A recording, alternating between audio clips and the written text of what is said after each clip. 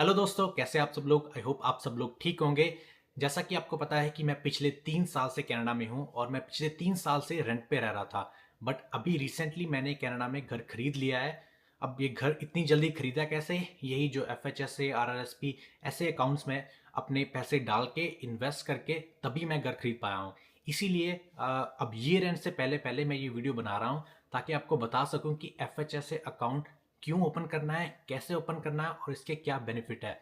उसका रीज़न ये है कि ये अकाउंट आपको ईयर एंड से पहले पहले ही ओपन करना है। अगर आप नेक्स्ट ईयर ओपन करोगे तो आपके लिए शायद बहुत लेट हो जाएगा। उसका रीज़न मैं आपको आगे चल के बताऊंगा। इसके साथ साथ अगर आप आरआरएसपी का भी अकाउंट ओपन कर लेते हो तो वो आपके लिए डबल बेनिफिट होगा, क्योंकि मैं आरआरएसपी और एफएचएस से दोनों में इन्वेस्ट करता था। बट स्टिल अगर आप आरआरएसपी नहीं करना चाहते या आप मुझे पूछो कि आरआरएसपी और एफएचएस में कौन सा अकाउंट ज़्यादा बेनिफिशियल है अगर आप घर खरीदना चाहते हो, तो मैं आई वुड से एफएचएस से। उसका रीज़न भी मैं आगे वीडियो में बताऊंगा। सबसे पहले एफएचएस अकाउंट होता क्या है? एफएचएस मतलब फर्स्ट हाउस सेविंग्स अकाउंट।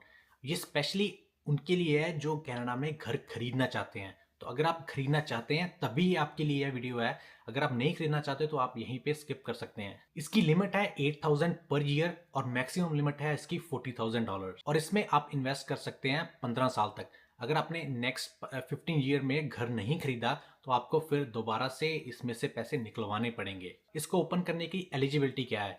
आप मिनिमम 18 ईयर के होने चाहिए, कनाडा के रेजिडेंट होने चाहिए, चाहे पीआर हो या फिर ना हो, तब भी आप एफएचएसए अकाउंट ओपन कर सकते हो। फर्स्ट टाइम होम बायर हो, अगर आपने ऑलरेडी एक घर खरीदा हुआ है तो आप एलिजिबल नहीं हो इसको ओपन करने को। ये सब इसकी एलिजिबिलिटी थी। अब एक्चुअली में ये अकाउंट होता क्या है, कैसे आप इससे मनी सेव कर सकते हो? जैसा कि मैंने पहले बताया कि इसकी ईयरली जो कंट्रीब्यूशन लिमिट है वो है 8,000। लेट्स से आप एफएचएसए में $8,000 डाल देते हो तो आपको सेव कितना होगा वो आपके डिपेंड करेगा कि आपकी ईयरली इनकम क्या है। लेट्स से अगर आप 100,000 कमाते हो एक साल का, तो आपकी जो हाईएस्ट टैक्स ब्रैकेट है वो अराउंड 42% है।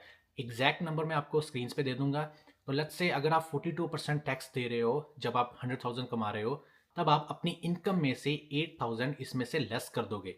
तो जो 8,000 पे 42% टैक्स देना था आपने, वो आपने सेव कर लिया, विच इज़ अराउंड 3,300, जो कि साल का काफ़ी ज़्यादा होता है। लेट्स से अगर आप सिंगल रह रहे हो और रेंट पे रह रहे हो एक रूम लेके, तो ये आपकी 6 महीने की रेंट हो सकता है।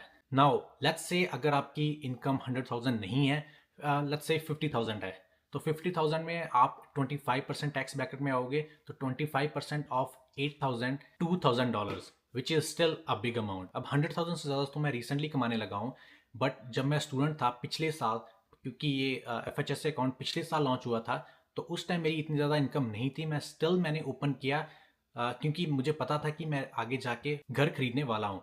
तो इसलिए अगर आपको पता है कि हाँ ओके, मैं नेक्स्ट 15 ईयर में घर खरीदने वाला हूँ, तभी इसमें इन्वेस्ट करिए। अब आपने $2-3,000 बचा लिए, बस इसी में खुश नहीं होना है।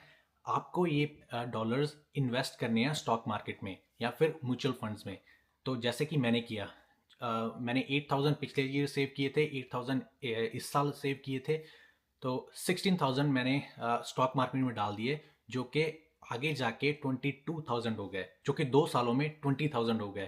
तो 4,000 का मुझे प्रॉफिट वहां पे हुआ। ये जो 4,000 आपका कैपिटल गेन है, इस पे भी आपको टैक्स नहीं देना है। तो टोटल मुझे 2 सालों में अराउंड $9,000 का प्रॉफिट हुआ, जो कि मेरे डाउन पेमेंट में बहुत ज़्यादा काम आए। अब इन्वेस्ट कैसे करना है स्टॉक मार्केट में, वो भी मैं बता देता हूँ। सबसे पहले तो ये कि इस अकाउंट को ओपन कैसे करना है और कितना टाइम लगता है।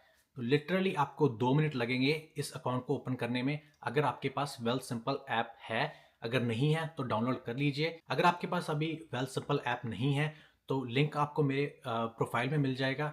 अगर वहां से क्लिक करके डाउनलोड करते हो तो आपको $25 बोनस मिलेगा जब आप एक भी डॉलर अपनी वेल सिंपल अकाउंट में ऐड करोगे। जब आप वेल सिंपल डाउनलोड कर लोगे मेरे लिंक से, तो वहां पे आपको फ्रंट पेज पे ही एफ लिखा हुआ दिखेगा।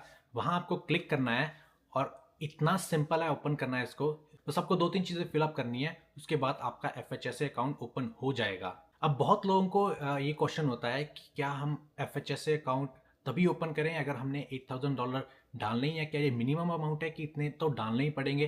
तो ऐसा नहीं है, आप सिर्फ ओपन करके भी छोड़ सकते हो। उसका रीज़न क्या है, उसका बेनिफिट क्या है? लेट्स से अगर आप इस साल ईयर एंड से पहले पहले एफएचएसए अकाउंट ओपन कर लेते हो तो आपको जो कंट्रीब्यूशन लिमिट है वो मिल जाएगी इस साल की 8,000 की। सो लेट्स से अगर आप इस साल 8,000 नहीं भी डालना चाहते तो ये आपकी कंट्रीब्यूशन लिमिट नेक्स्ट ईयर आपकी कैरी फॉरवर्ड हो जाएगी। सो लेट्स से आप नेक्स्ट ईयर 100,000 कमा लेते हो और 8,000 की बजाय आप 16,000 उसमें डाल सकते हो, क्योंकि इस साल की 8,000 लिमिट और नेक्स्ट ईयर की 8,000 लिमिट आपको मिली हुई होगी। तो टोटल आपके पास $16,000 एज अ लिमिट होगी। तो इंस्टेड ऑफ 8,000 आप $16,000 डालोगे और उसका 42% आपको सेव हो जाएगा, which would be around 6 to 7,000। अब जैसे ही आप वेल सिंपल में अपना एफएचएसए अकाउंट ओपन कर लेते हो तो वहां पे आपको एक आइकन दिखेगा ऐड मनी का। तो इसमें आपने अगर आपने कंट्रीब्यूशन डालनी है तो ऐड मनी पे क्लिक करना है और $8,000 इसमें ऐड कर देने हैं। ऐड करने के बाद आप कोई भी स्टॉक इसमें से खरीद सकते हो। अगर आपको इस पे वीडियो चाहिए कि कैसे वेल सिंपल से स्टॉक खरीद सकते हैं तो आप नीचे कमेंट बॉक्स में लिख के ज़रूर बताइए, मैं नेक्स्ट वीडियो उस पर बना दूंगा। अपनी कंट्रीब्यूशन लिमिट से ज़्यादा इसमें डॉलर्स मत डालना, नहीं तो आपको पेनल्टी लगेगी। अगर आपके पास कंट्रीब्यूशन लिमिट 8,000 की है तो मेक श्योर कि आप 8,000 से $1 भी ज़्यादा ना डालो इसमें। अब क्वेश्चन आता है कि क्या आरआरएसपी और एफएचएस से दोनों अकाउंट ओपन कर सकता हूँ और दोनों को यूज़ कर सकता हूँ जब मैं फर्स्ट होम बाय कर रहा हूँ? तो यस, मैंने दोनों अकाउंट्स यूज़ करे थे, आरआरएसपी और एफएचएस से दोनों में से पैसे निकाले थे और अपनी डाउन पेमेंट करी थी। अब नेक्स्ट क्वेश्चन ये आता है कि लेट्स से आपने नेक्स्ट 15 ईयर में घर नहीं खरीदा और आप इन्वेस्ट करते रहे एफएचएसए में और आपने घर नहीं खरीदा, तो अब आपके पैसे का क्या होगा? तब आपके जो एफएचएसए में पैसे हैं आपको उसको ट्रांसफर करना पड़ेगा आरआरएसपी में, या फिर आपको उसमें से निकलवाने पड़ेंगे। अगर आप निकलवाओगे बिना घर खरीदे तो आपको उस पर टैक्स देना पड़ेगा, जो मैं आपको रेकमेंड नहीं करूंगा। तो आप एफएचएसए को आरआरएसपी में ट्रांसफर कर सकते हो ताकि आपको टैक्स में ना देना पड़े। अब बहुत लोगों को ये लगता है कि आप एक बार एफएचएसए में अगर पैसे डाल दोगे तो आप उसको निकलवा ही नहीं सकते अनलेस आप घर खरीद रहे हो।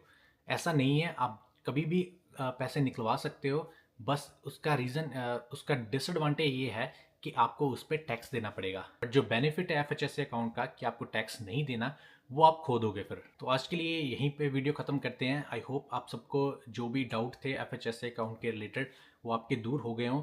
आप एक बार फिर से रिपीट कर देता हूँ, ईयर एंड से पहले पहले एफएचएसए अकाउंट एटलीस्ट ओपन ज़रूर कर देना। उसमें चाहे पैसे डालो या ना डालो, बट ओपन करना बहुत ज़रूरी है ताकि आपको $8,000 की लिमिट मिल जाए। सो ये आज की वीडियो यहीं पे एंड करते हैं, मिलते हैं नेक्स्ट वीडियो में। अगर आपको कोई डाउट रह गया है एफएचएसए अकाउंट के रिलेटेड तो नीचे कमेंट बॉक्स में लिख सकते हैं।